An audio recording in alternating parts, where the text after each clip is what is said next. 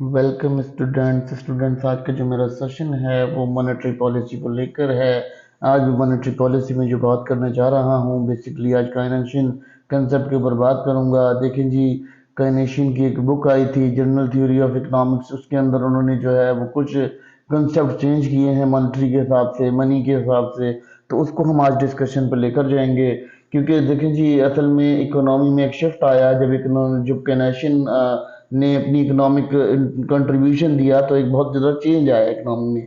Basically क्या हुआ यहाँ पर, ये हुआ कि जॉब इन्फ्लेशन हो गई। यूएस जैसे कंट्री के अंदर, डेवलप्ड नेशन के अंदर लोग जॉब के लिए तलाश करते रहे, और ज़माने में क्या हुआ कि पैसे की कमी हो गई, लोगों के पास पैसे नहीं थे। एक तरह से कह लेंगे कहत का दौर शुरू हो गया। तो उन्होंने 1936 में एक बुक लिखी जो जर्नल थ्योरी ऑफ इकोनॉमिक्स के नाम से उनकी मानी जाती है। उस बुक के अकॉर्डिंग उन्होंने क्या किया, उन्होंने इकोनॉमी को बिल्कुल शिफ्ट कर दिया, चेंज कर दिया। जैसे कहना चाहिए कि ट्रैक बदल दिया। लास्ट सेक्शन में हमने क्लासिकल इकोनॉमिक्स डिस्कस किया था। अब इस सेक्शन के अंदर हम जो डिस्कस करेंगे वो केनेशियन को डिस्कस करेंगे। अब उसमें सबसे पहले जो केनेशियन ने कंसेप्ट पेश किया, वो कंसेप्ट क्या था? वो कंसेप्ट ये था कि वो कहते थे डिमांड फॉर मनी, यानी डिमांड क्यों है मनी की, मनी की डिमांड क्या है। मनी की डिमांड एंड सप्लाई पर लेके गए मनी को। उन्होंने कहा कि जी मनी सब डिमांड किस लिए की जाती है कि लोग अपना फ्यूचर प्लानिंग करते हैं, लोग अपने मंसूबों के लिए कुछ मनी को रखते हैं, रोकते हैं। कुछ और वजह से मनी को रोकते हैं, जिसकी वजह से क्या होता है कि मनी की डिमांड बढ़ती है। और वो बढ़ती क्यों है? क्योंकि लोग अपने फ्यूचर प्लानिंग्स कर रहे होते हैं, फ्यूचर डिपेंडेंसी होती है उनकी। वो फ्यूचर डिपेंडेंसी के लिए मनी को रखते हैं। उससे पहले क्लासिकल इकोनॉमिक्स कहते थे कि सिर्फ एक्सचेंज ऑफ मीडियम है। तो इन्होंने कहा कि एक्सचेंज ऑफ मीडियम नहीं है, बल्कि लोग हैं वो अपने पास पैसे को जमा भी करके रखते हैं। तो सर ये एक्सचेंज ऑफ मीडियम नहीं डिस्कस किया जाएगा, इसको हम ऐसे एलोबरेटेड फॉर्म में डिस्कस करें अगर, तो वो है कि ये ना तो सिर्फ एक्सचेंज ऑफ मीडियम नहीं है, लोगों ने यहाँ पर लिक्विडिटी का भी एक एंट्रेंस आई, यानी लिक्विडिटी शुरू हुई। अब हम उसको डिस्कस करेंगे कि कैसे ये कंसेप्ट बिल्ड हुआ। अब बात कर लेते हैं कि लिक्विडिटी प्रीफरेंस थ्योरी के ऊपर।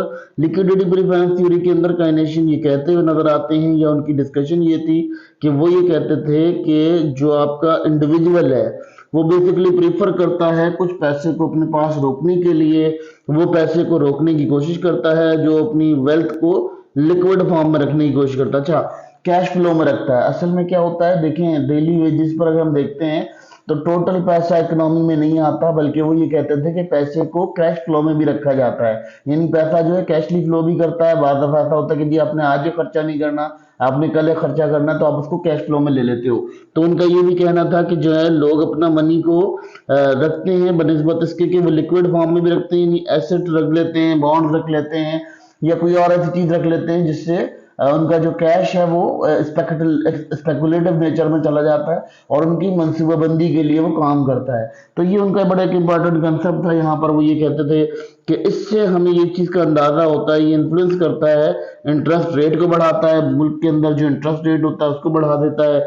फिर अगर उसके बाद बात कर लेते हैं तो काइनेशियन इस बात पर भी कहते थे कि जी रोल जो है वो सेंट्रल बैंक का इसमें होता है कि वो मैनेजमेंट करता है इंटरेस्ट रेट की।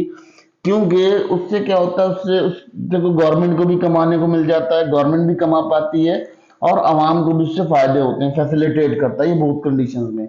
तो यहाँ काइनेशियन जो है कुछ इस तरह की कंसेप्ट कहते थे कि लोग जो है अपना पैसा अपने उसके लिए रखते हैं, अपनी जैसे कहना चाहिए कि वो अपने फलाह बहबूद के लिए पैसे को रखते हैं और उसको होल्ड करते हैं, और डेली ट्रांजेक्शन के लिए जो पैसा रखते हैं, या जिस तरह से बॉन्ड ले लेते हैं या कोई और सेविंग सर्टिफिकेट्स ले लेते हैं, ये तमाम चीजों में क्या होता है कि पैसा जो है वो इस तरह से भी पैसे की जो सप्लाई है वो रुकती है। वो इसलिए मीडियम ऑफ एक्सचेंज या मीडियम ऑफ ट्रांजेक्शन नहीं हम समझ सकते उसे, वो मीडियम ऑफ ट्रांजेक्शन नहीं, बल्कि वो जो है वो इस तरह से फ्लो में जाता है और उसके बहुत ज़्यादा इम्पैक्ट इकोनॉमी में। उसके बाद जो काइनेशियन ने क्लासिकल थोड़ा सा इख्तलाफ किया, उन्होंने ये कहा कि जी क्लासिकल्स जो थे वो ये कहते थे कि जी आपकी जो गवर्नमेंट है वो कोई भी किसी मामले में इंटरफेयर नहीं करेगी, मार्केट जो है लेज़र फेयर होगी, इकोनॉमिकली वो किसी चीज़ को बैलेंस नहीं करेगी, ऑटोमेटिक मार्केट जो है वो शिफ्ट हो जाएगी, और उसको जो भी उसके अंदर स्कैर्सिटीज या इसके अंदर जो रिसोर्सेज की एलोकेशन है वो खुद ब खुद बैलेंस होगी, गवर्नमेंट उसे इंटरवीन नहीं करेगी।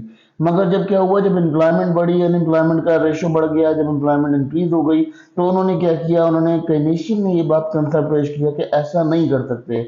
हम ऐसा करेंगे कि हम इसकी जगह इसका अल्टरनेट ये करेंगे कि गवर्नमेंट इसको होल्ड ऑन करेगी, और गवर्नमेंट क्या करेगी कि कुछ चीज़ों पे क्राउडिंग आउट करके अपनी जो अनएम्प्लॉयमेंट है या दूसरे वेरिएबल्स हैं जिनके ऊपर प्रॉब्लम्स आ रही है, उसके लिए कोई काम करेगी। जैसे पेंशन हो गई या डिफरेंट किस्म के काम हो गए अनएम्प्लॉयमेंट पीपल के लिए, कुछ ना कुछ वो गवर्नमेंट अपना किरदार अदा करेगी। जिससे हमें ये चीज़ समझ में आई कि उन्होंने पुराने क्लासिकल इकोनॉमिक्स के कंसेप्ट को ख़त्म करके उन्होंने कहा ये कंसेप्ट हम पेश कर रहे हैं और कंसेप्ट को हम डिस्कस कर रहे हैं कि आपकी जो गवर्नमेंट होगी वो इस चीज़ को डील करने में आगे रहेगी, उसको डिस्कस करने में अपना किरदार अदा करेगी।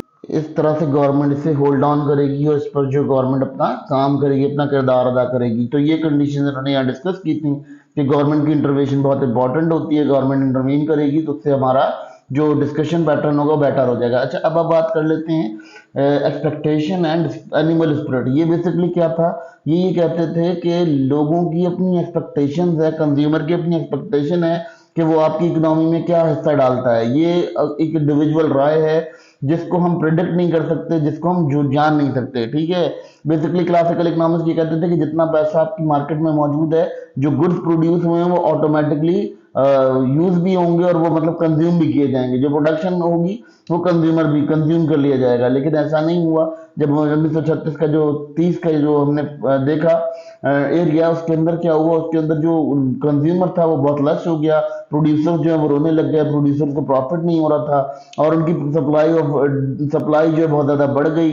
खरीदने वालों के पास पैसे नहीं थे, वो लेबर फोर्सेस नहीं थी, तो उन्होंने जो चीजें बना के रखी थी वो बिक नहीं सकी। तो जिससे क्या हुआ, जिससे हमें ये देखने को मिला कि हमारी जो एक्सपेक्टेशंस हैं और एनिमल स्पिरिट हैं वो डिफरेंट है, उसको हम प्रिडिक्ट नहीं कर सकते।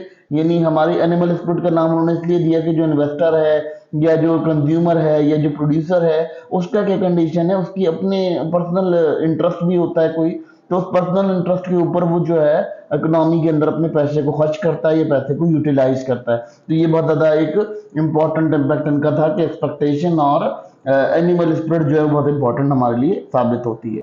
दरअसल इस डिस्कशन से आपको ये बात तो बिल्कुल क्लियर हो जानी चाहिए कि आपका जो क्लासिकल इकोनॉमिक्स था और जो केनेशियन इकोनॉमिक्स था, उन दोनों के दरमियान बहुत ज़्यादा डिफरेंसेस पाए जा रहे थे, सोच का बहुत तजाद था। क्योंकि उन्होंने जो थ्योरीज दी वो मॉडर्न इकोनॉमी के अकॉर्डिंग दी, तो इसीलिए हम इनको ऐसे कंसिडर करते हैं कि इन्होंने मॉडर्न इकोनॉमी के अंदर अपना बहुत ज़्यादा पार्टिसिपेशन दिया है काइनेशियन ने। और काइनेशियन हम इसीलिए बहुत ज़्यादा स्टडी करते हैं काइनेशियन को, क्योंकि काइनेशियन का जो कंसेप्ट था वो बेसिकली यही था कि वो ये कहते थे कि उनका जो पुराना कंसेप्ट था उसको उन्होंने ड्रॉबैक किया था, उसको मना कर दिया था, इस पे ऑब्जेक्ट किया था कि ये जो कंसेप्ट है, ये कंसेप्ट यहाँ नहीं चल पाएगा, ये इस कंसेप्ट को हम यहाँ कैरी नहीं कर पाएंगे। तो ये तमाम बातें जो हैं वो स्टूडेंट्स को बताना इसलिए ज़रूरी थी, क्योंकि एक स्टूडेंट को बीइंग इकोनॉमिस्ट ये पता होना चाहिए कि जो कंसेप्ट आए हैं इकोनॉमी के अंदर, जो इनोवेशंस आई हैं, वो इनोवेशंस किस तरह से डेवलप हुई हैं और किस तरह से उसको डेवलप किया गया है और उसमें क्या क्या प्रॉब्लम्स आई, क्या क्या फोर्सेज आई, ये फेसेस आपको बताना बहुत ज़रूरी है। बेसिकली ये अगर हम देखें तो ये हमें मैक्रो इकोनॉमिक्स में भी सपोर्ट करता है लेक्चर, और ये मॉनेटरी पॉलिसी में भी सपोर्ट करता है। तो दोनों तरफ हमें ये सपोर्ट करता है लेक्चर, तो इसलिए आपको ये समझ में आ जाना चाहिए